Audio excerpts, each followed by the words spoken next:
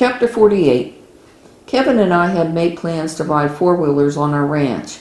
Daddy had gone somewhere with Bob, but he had warned me to behave while he was gone. "Be careful on those four-wheelers. Don't be showing out.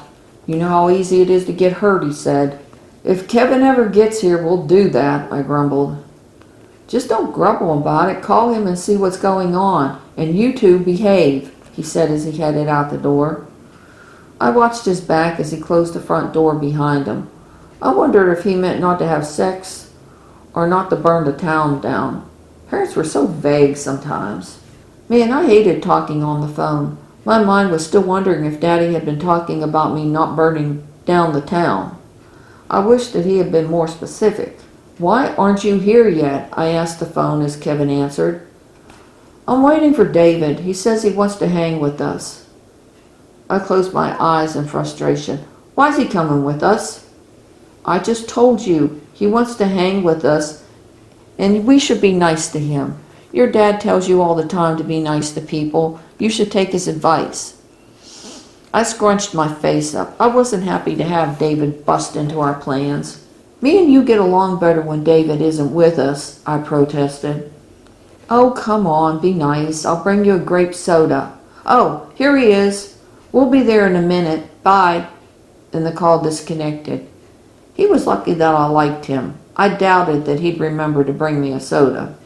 I cranked up the volume on the radio and flopped onto the couch. When he said they'd arrive in a minute, what he meant was at least 20 minutes later, but usually longer. You could set your watch by it. "What you got to eat?" David's voice asked me as he swatted me in the head. I'd been lying there with my eyes closed, half asleep. "What the fuck?" I grumbled as I opened my eyes and glared at him. Yellow nudged me then. He was getting old and wasn't much of a watchdog anymore. He'd let the guys into my house without alerting me. Of course, the radio blasting wasn't helping either. Then a flash of a camera hit me. "You didn't fucking just take a picture of me," I exclaimed. "Oh yeah," David laughed. He showed it to me, but then wouldn't delete it. "If anybody else sees that picture, you're dead," I threatened him. He was bored then. "I'm starved. What is there to eat?" I scrunched the sleep out of my eyes and sat up. "I'm not cooking. You can go look in the fridge and the pantry and see what we have." I stretched and yawned, and he disappeared into the kitchen. I got up and turned the radio down a notch. "Sorry, I didn't know we were going to raid your fridge," Kevin apologized. "I'll just drink the grape soda you brought me." "I forgot. Sorry." I blinked in mock frustration, and we headed to the kitchen. David had a box of Hamburger Helper in his hand. His head was in the fridge. He brought out some ground meat and milk. "Is your dad going to freak if I make this?" "No, he'll thank you. Make 2 batches so me and Daddy can eat it later," I replied. So as David cooked, he and Kevin talked. He was trying to teach me how to cook by telling me how to make Hamburger Helper, but I wasn't listening. That wasn't my job. I only wanted to participate in the eating part. I hadn't been hungry until he started cooking. I saw, however, that Kevin was listening to him. "How come this tastes better than when my dad makes it?" I asked him as we chowed down. "Because your dad doesn't know how to cook and I do," he boasted. I crumpled up a napkin and threw it at him. He deflected it and it fell on the floor. "Kevin told me that our spring brand of soap would clear up my face," he said as he poured some more iced tea into his glass. "But I tried it and it didn't work for me. Why would it work for him and not for me?" "She has to touch it first," Kevin told him. I had accidentally revealed to him one time, and he didn't understand. He just accepted it. David scrunched his face up and gave him a weird look. "What's that supposed to mean?" Kevin shrugged his shoulders. "I don't know, except that it works. As long as she touches the soap, it works. If I go buy a new bar, it doesn't do a damn thing." David laughed. "Okay, touch some soap for me so my face will clear up too," he said. I went into the closet and got 2 bars out as they cleared the dishes off the table. I held the bars and thought about their acne going away. I saw them with smooth, unblemished faces. Then I gave them the soap. They teased me, but accepted it. After David had put away the leftovers and washed the dishes, we went to the barn to get the four-wheelers out. It was now a good 2 hours later than Kevin and I had planned to go riding. We were arguing over who was going to ride with who because there were only 2 four-wheelers. I knew that David had never driven a four-wheeler before, even if he was bragging otherwise. Kevin had only driven the four-wheeler a handful of times. Mostly we'd done chores together or worked on mechanical stuff together. Kevin thought that I should ride with David. "I'm driving," I told him. David argued with me for a few minutes, then allowed it. I figured that he really didn't mind riding behind me as I drove. He just didn't want it to seem like he was a baby. I was thinking that he didn't get much attention from anyone and that he didn't have a lot of friends. He was irritating. I could understand him needing attention. We stopped a while later, and while David protested that he'd driven a four-wheeler before, I explained to him how to drive it. Then I let him drive. I was right. He'd never driven before. Kevin teased him. "Don't tease people when they're learning, Kev.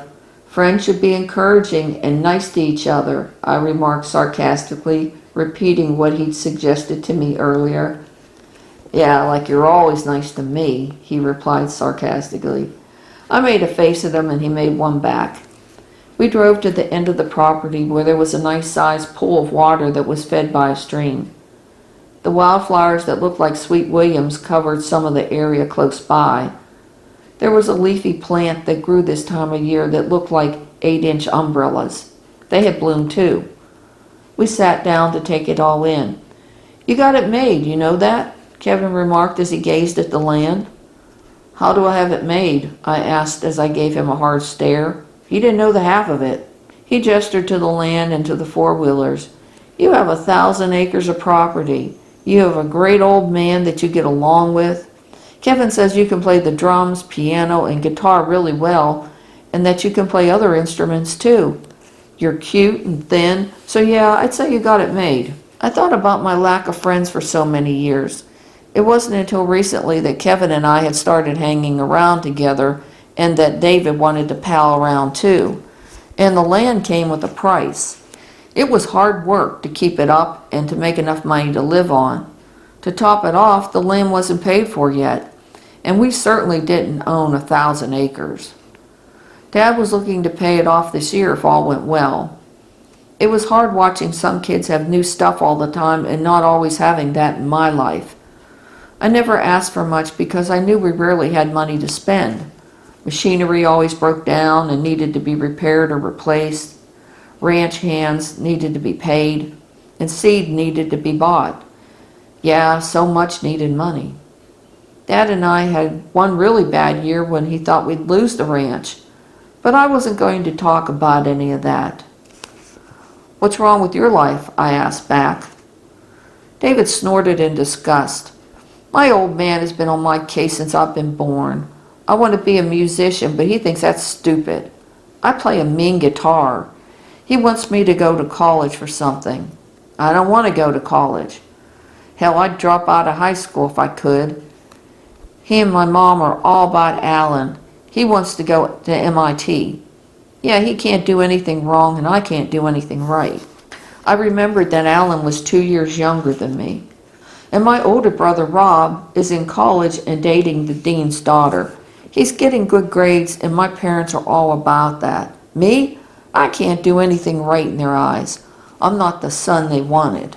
I have aliens in my life. They won't leave me alone sometimes. They talk about the planetary grid and how much good I could do here if I just listen to them. And my dad doesn't believe," I huffed.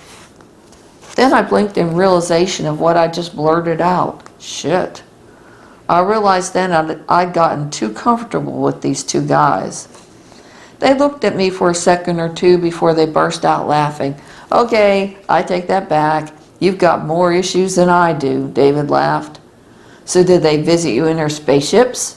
"Yeah, they live too far away to jump on the bus," I smiled. "Good Lord, dude, how else would they get here?" They kidded me some more. "Shut up," I told them in irritation as I swatted both of them in the shoulder, and they swatted me back. We wrestled around a bit then. Why did I have to open my big mouth and tell them about the aliens? I supposed it was because a spaceship had landed in the field not far from us. I glanced over and one of the aliens waved to me in greeting, but mostly just to be funny. Oh my God. Now all three of them were waving. Kevin and David were oblivious to it all. David wouldn't shut up, so I started talking about Alan and how cute he was. And why didn't David have pretty blue eyes? Why did he have to have those brown cow eyes? Yeah, that put him in a bad mood and shut him up, and it served him right. After we got past that, he was talking about the girls he thought were hot. He thought that Sarah Jo Parker was especially hot, with her long blonde hair and blue eyes, and that she was a cheerleader. She won't even look at me, he remarked in disappointment. I gave him a funny look because I didn't feel that vibe at all. It felt like she'd do just about anything he wanted to do, and it seemed like he already knew that. I think she'd do anything you asked her to. You probably wouldn't even have to ask, I remarked back. We were aimlessly skimming stones across the creek. I've asked her out. She said no. That seemed like a lie to me, but whatever. I wasn't a matchmaker. I think she'd fuck you up, down, and sideways multiple times. His face reddened ever so slightly at my assessment. Man, I'd do her in a New York minute. But we're not in New York, so who are you sweet on? I was still hot for Speed Racer, but it would have been hard to explain a crush on a cartoon character. Dylan McKay off Beverly Hills 90210 is really hot, I replied. I meant somebody real, not an actor on a TV show, he scoffed. I don't like any guys around here. What about the ones that are always following you at school? Are you talking about your brother? You know I hate him, I huffed. God, his brother Alan always had something to talk to me about, or some obscene scenario to describe that involved the two of us. There was nothing like having a 12-year-old pestering all the time and acting like he knew all about sex. I mostly ignored him. Daddy had warned me about guys like that. I just didn't realize at the time how young those guys could be. Besides him, half the school lusts after you and you never give any of them the time of day. I blinked at his incorrect assumption. Larry, Curly, and Mo follow me around a lot, but they just like to harass me and give me hell, I decided. They laughed and asked who I was talking about. I told them. Oh, they're hot over you, believe you me. If you even smiled at one of them, they'd fuck you, David assured me. But there are others. Yeah, there are guys that lust after you even though you don't even notice, Kevin agreed. I glanced at the both of them trying to think of who they were talking about. I don't know what the fuck you're talking about. I do know that I get into a lot of fights with guys that think they're tougher than me, I replied. You're so clueless, David said, shaking his head in disbelief. I guessed that I was going to have to pay some attention in school to find these guys. Oh, whatever, I said as I chunked a fairly big stone into the creek and made a really cool splash. I'm too young for a boyfriend anyway. He'd just weigh me down. Yeah, when he was fucking you, David laughed. I gave him a push and he pushed me back. I'm going to tell Alan all about how we hung out today together. He'll be so jealous. He says any day now you're going to fuck him, he laughed. Shut up. I wouldn't fuck him if he were the last dick on earth. I'm going to take out a restraining order on him, I replied in aggravation. Let's go. Daddy's probably back and he wants me to bush hog the south field, I added. I didn't have that much interest in talking to them about crushes or sex. Have you ever done it? David prodded, looking kind of nervous. I hesitated, then I decided I'd answer. No. Have you ever made out with anyone? No. Have you had sex? He asked Kevin. No, but I want to. Yeah, I know what you mean. I haven't done it yet either, he replied. Let's go, I prodded. That was definitely enough chatter about sex. Would you have sex? David prodded, glancing at me. Well, yeah, someday. Not today, and not in the near future, but let's change the subject, huh?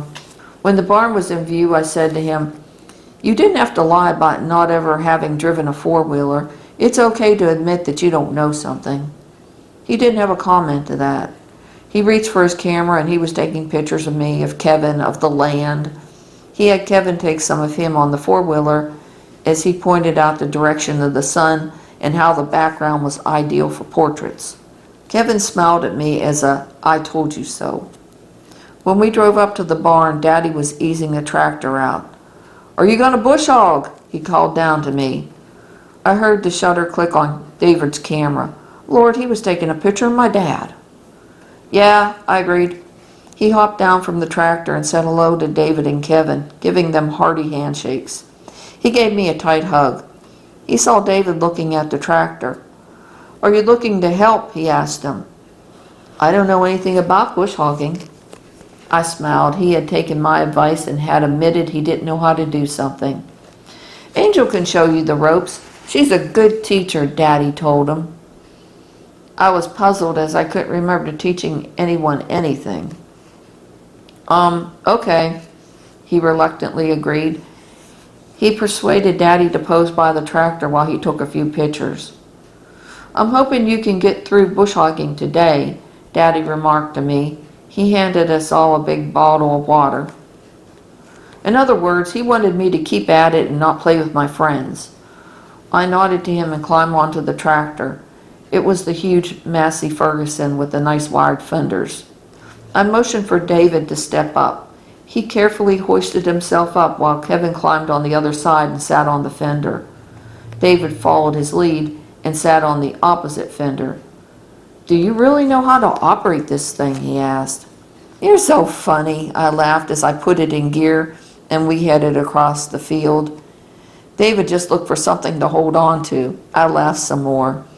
It occurred to me then that a lot of kids my age didn't live on a ranch or have much adult experience about anything.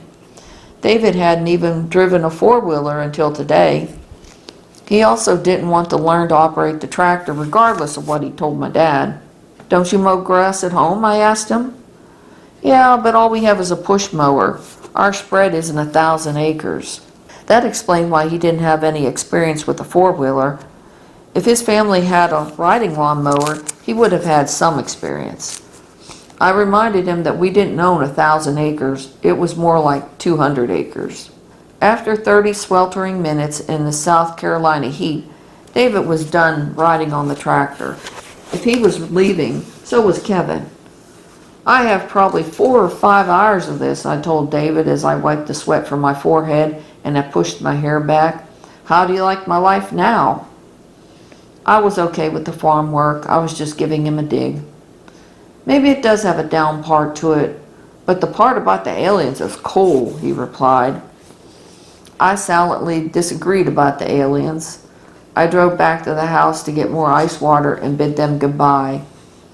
I had a field to mow, one that was apparently good for portraits. One of the aliens kept me company for a while, talking about the cosmic shift to the fifth dimension many years into the future. People would be kinder and gentler then, and more concerned about helping Mother Earth. Supposedly, my energy would increase to help that happen. I wondered why the aliens were so delusional. People in general weren't nice or helpful or kind. I figured it would take thousands of years for the shift he was talking about, and I didn't plan on living that long. I dragged in at dusk. It had taken that long to bush hog the field. I fed Yellow, who had stayed at home. I got a big glass of ice water, then flopped onto the recliner. I was just about to go see what Daddy was working on and help him finish up when he walked in the door. "You got yourself slave labor, Dad," I told him.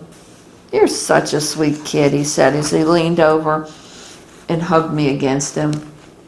He meant it, but he was also being sarcastic. "Hey, did you cook something?" I heard him ask from the kitchen. I knew he had his head in the refrigerator.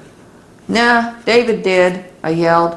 I heard him muttering to himself, something to the effect that I wasn't going to make a good wife to some poor unsuspecting man. I smiled at that. I was never getting married. And if by chance I ever did, my husband was going to do all the cooking, not me. "What did you have to do to get him to cook?" "Nothing sexual, I hope." "Oh, no. He was hungry and I told him to look around. Then he asked me if he could cook, so I told him to make enough for us to eat later," I replied. "Geez, I wasn't one to ask someone to do something. I just told them to do it." I couldn't couldn't believe my dad didn't know that after all this time. So now you have two guys after you, huh? Daddy asked as we sat down at the table eating leftover hamburger helper. Nah, they're just misfits like me with no friends. Neither of them has any experience bush hogging or working on a ranch. All they know how to do is play like kids. I don't know why in the world their parents didn't teach them anything, I remarked in disgust. They were so unlike the adult men that I knew. Bob knew how to do everything, and so did his grown kids. And a few of the guys that visited my dad all knew about machinery and mechanics and how to fix stuff in the house. I knew a lot of that stuff too, just by listening and observing. Of course, there had been the ones that liked to tell me how good of a time they could give me. That kind of talk always grossed me out. Don't talk like that. You're not a misfit. You're just more mature and ambitious than kids you know. You impress those guys. That's why they lust after you. Maybe we'll keep the one that cooks for you. That way I'll always know you'll be fed, he said as he slid another helping of the hamburger helper into the microwave to heat up. I shook my head in disbelief. Why did he have to say stuff like that? He had a point, though. I'd need to be fed. Yep, when I found fame, I was going to hire me a cook and maybe a driver because I liked riding more than driving.